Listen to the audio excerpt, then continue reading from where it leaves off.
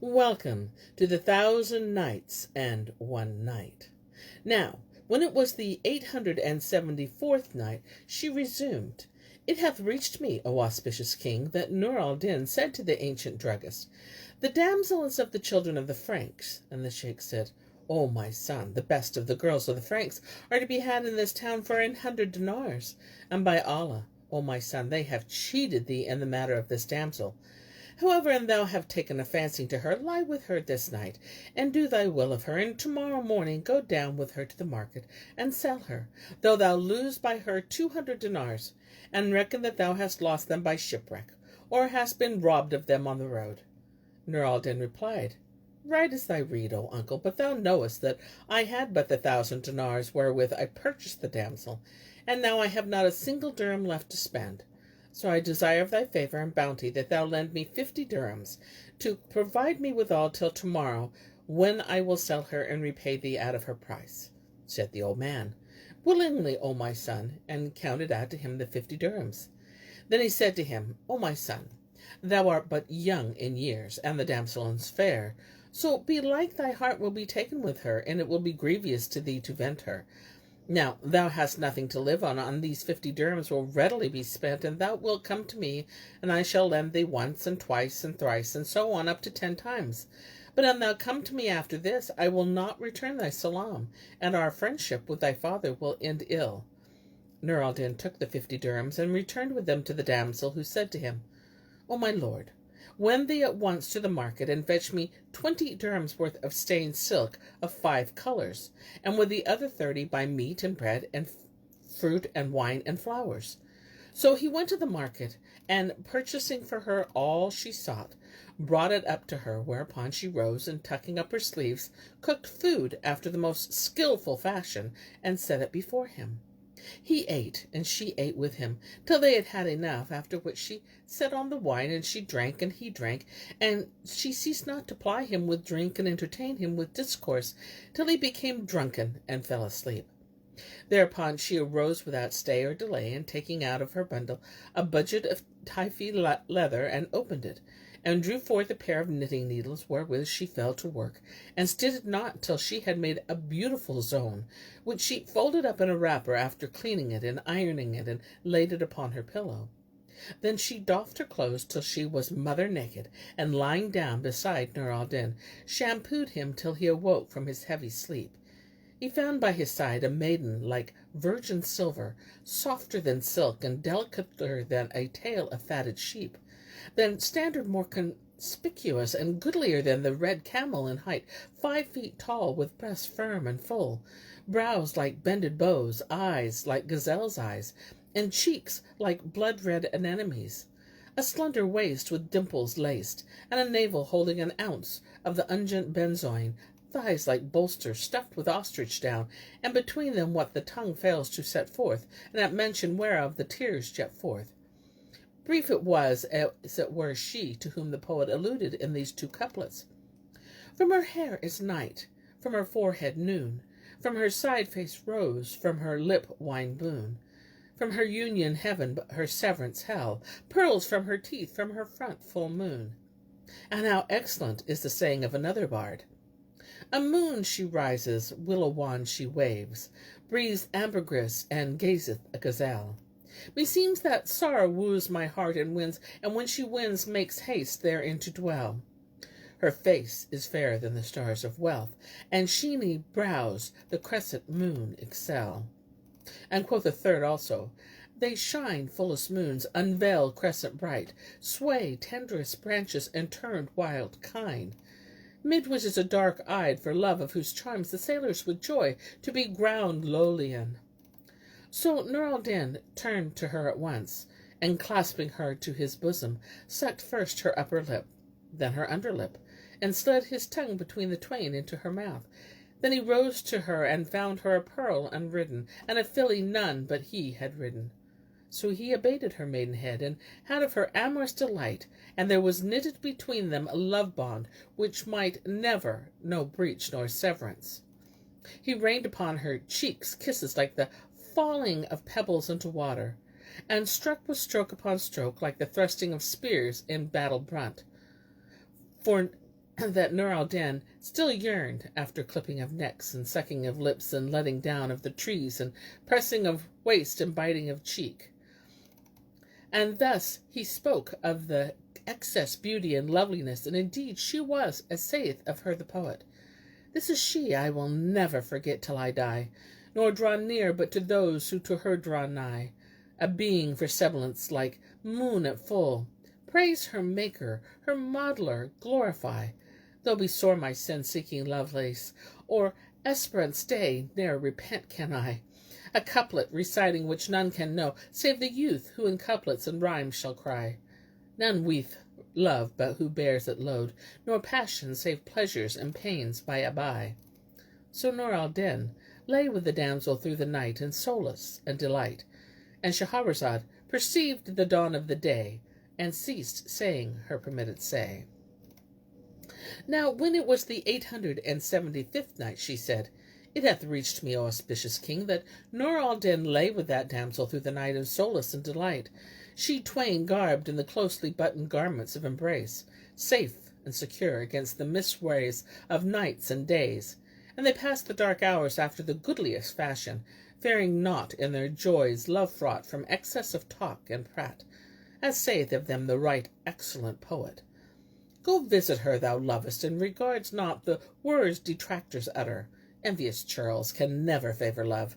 Oh, such the merciful ne'er make a thing more fair to look upon than two fond lovers in each other's arms, speaking their passion in a mute embrace. When heart has turned to heart, the fools would part them, strike idly on cold steel. So when thou'st found one purely, wholly thine, accept her true heart, and live for her alone. O thou that blamest the love-struck for their love, give over thy talk. How canst thou minister to a mind diseased?" When the morning morrowed and sheen and shone, Nur al-Din awoke from deep sleep, and found that she had brought water, so they made the ghuls ablution, he and she, and he performed that which behooved him of prayer to his Lord, after which she set before him meat and drink, and he ate and drank.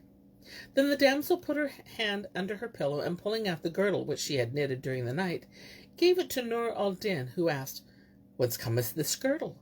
Answered she, "O my lord, 'tis the silk thou boughtest yesterday for 20 dirhams. Rise now, and go to the Persian bazaar, and give it to the broker to cry for sale, and sell it for not less than 20 gold pieces in ready money." Quoth Nur al-Din, "O princess of fair ones, how can a thing that cost 20 dirhams and will sell for as many dinars be made in a single night?" And quoth she, "O my lord, thou knowest not the value of this thing, but go to the market therewith, and give it to the broker, and when he shall cry it, its worth will be made manifest to thee." Herewith he carried the zone to the market, and gave it to the broker, bidding him cry it, whilst he himself sat down on the masonry bench before a shop. The broker fared forth, and returning after a while said to him, "O my lord, rise, take the price of thy zone, for it hath fetched 20 dinars money down." When Nur al-Din heard this, he marvelled with exceeding marvel, and shook with delight. Then he rose between belief and misbelief to take the money, and when he had received it, he went forthright and spent it on silk of various colours, and returning home, gave his purchase to the damsel, saying, "Make this all into girdles, and teach me likewise how to make them, that I may work with thee. For never in the length of my life saw I a fairer craft than this craft, nor more abounding in gain and profit. By Allah, 'tis better than the trade of a merchant 1,000 times." She laughed at his language, and said, "O my lord, go to thy friend the druggist, and borrow another 30 dirhams of him, and tomorrow repay him from the price of the girdle, and the 30 together with the 50 already loaned to thee." So he rose, and repaired to the druggist, and said to him, "O uncle, lend me other 30 dirhams, and tomorrow, Almighty Allah willing, I will repay thee the whole 80. The old man weighed out him 30 dirhams, wherewith he went to the market, and buying meat and bread, dried fruits and flowers, as before, carried them home to the damsel, whose name was Miriam the Girdle-Girl. She rose forthright, and making rich meat, set them before her lord Nur al-Din, after which he brought the wine service, and they drank and plied each other with drink. When the wine began to play with their wits, His pleasant address and the inner grace pleased her, and she recited these two couplets. Said I to slim waist, who the wine engraced, brought in musk-scented bowl and a superfine. Was it pressed from thy cheek? He replied, Nay, nay, when did man from roses e'er press the wine? And the damsel ceased not to carouse with her lord, and ply him with cup and bowl, and require him to fill for her, and give to her drink of that which sweetened the spirits. And whenever he put forth hand to her, she drew back from him out of coquetry. The wine added to her beauty and loveliness, and Nur al-Din recited these two couplets. Slim waist craved wine from her companion, cried in meeting of friends when he feared for his fire. And thou pass not the wine, thou shalt pass the night. I banished my bed, and he felt sore fear. They ceased not drinking till drunkenness overpowered Nur al-Din, and he slept. Whereupon she rose forthright and fell to work upon a zone, as she was wont. When she had brought it to the end, she wrapped it in paper, and doffing her clothes, lay down by his side, and enjoyed dalliance and delight till morning appeared. And Shahrazad perceived the dawn of the day, and ceased to say her permitted say. Now, when it was the 877th night, she continued, It hath reached me, O auspicious king, that Miriam the Girdle-Girl, having finished her zone, and wrapped it in paper, doffed her dress, and lay down by the side of her lord. And then happened to them what happened of dalliance and delight, and he did his devoir like a man. On the morrow she gave him the girdle, and said to him, Carry this to the market, and sell it for 20 dinars, even as thou soldest its fellow yesterday. So he went to the bazaar and sold the girdle for 20 dinars, after which he repaired to the druggist and paid him back the 80 dirhams, thanking him for his bounties, and calling down blessings upon him. He asked, O my son, hast thou sold the damsel? And Nur al-Din answered, Wouldst thou have me sell the soul out of my body? And told him all that had passed from commencement to conclusion, whereat the druggist joyed with joy galore, than which could be no more, and said to him, By Allah, O my son, thou gladdenest me. Inshallah, mayest thou ever be in prosperity. Indeed, I wish thee well by reason of my affection for thy father, and the continuance of my friendship with him. Then Nur al-Din left the sheikh, and straightway going to the market, bought meat and fruit and wine, and all that he needed according to his custom, and returned therewith to Miriam. They abode thus a whole year, in eating and drinking and mirth and merriment and love and good comradeship. And every night she made his own, and he sold it on the morrow for 20 dinars, wherewith he bought their needs and gave the rest to her to keep against a time of necessity. After the 12th month she said to him one day, O my lord, when as thou sellest the girdle tomorrow, buy from me with it a price of silk of 6 colours, because I am minded to make thee a kerchief to wear on thy shoulders, such as never a son of a merchant, nor a king's son ever rejoiced in its like. So next day he fared forth to the bazaar, and after selling the zone, brought her the dyed silk she sought, and Miriam the Girdle-Girl wrought it at the kerchief a whole week, for every night when she had made an end of the zone, she would work a while on the kerchief till it was finished. Then she gave it to Nur al-Din, who put it on his shoulders, and went out to the marketplace, whilst all the merchants and folks and notables of the town crowded about him to gaze on this beauty, and that of the kerchief, which was of the most beautiful. Now it chanced that one night after this he awoke from sleep, and found Miriam weeping passing sore, and reciting these couplets. Near is my parting from my love, nigh draws the severance day. Oh, well away for parting, and again, oh, well away. And in tway it's torn my heart, and oh pine, I'm doomed to bear for the nights that erst witnessed our pleasurable play.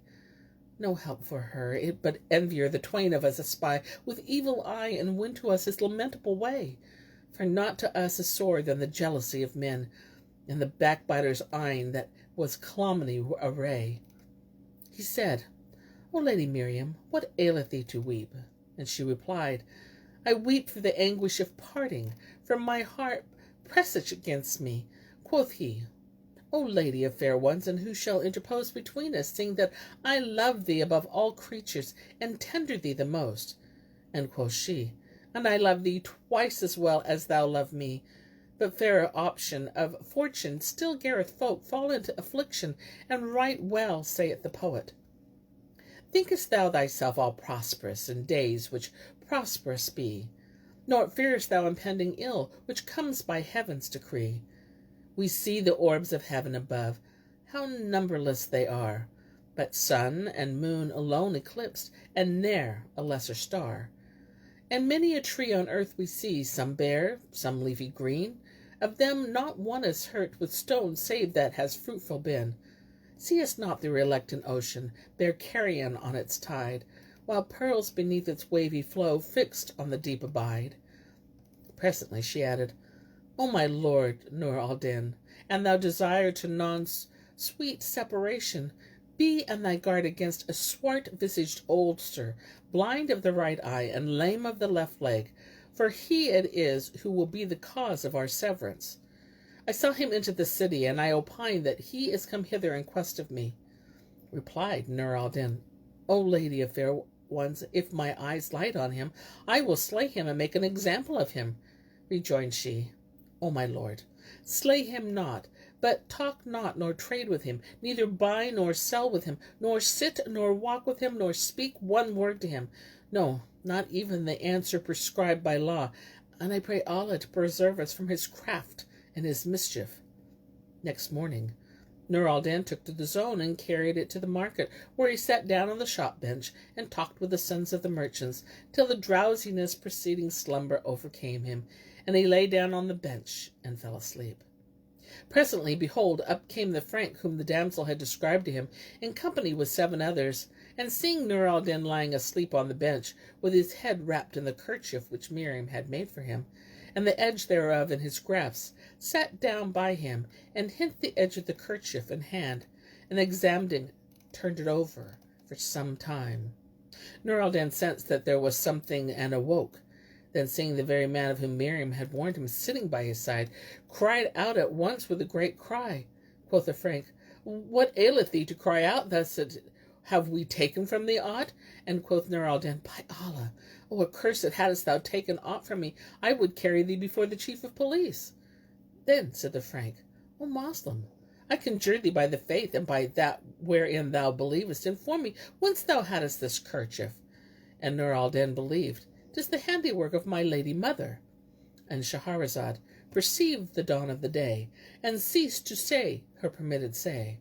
And so do I. Cease the telling of this tale for today, till it be morrow.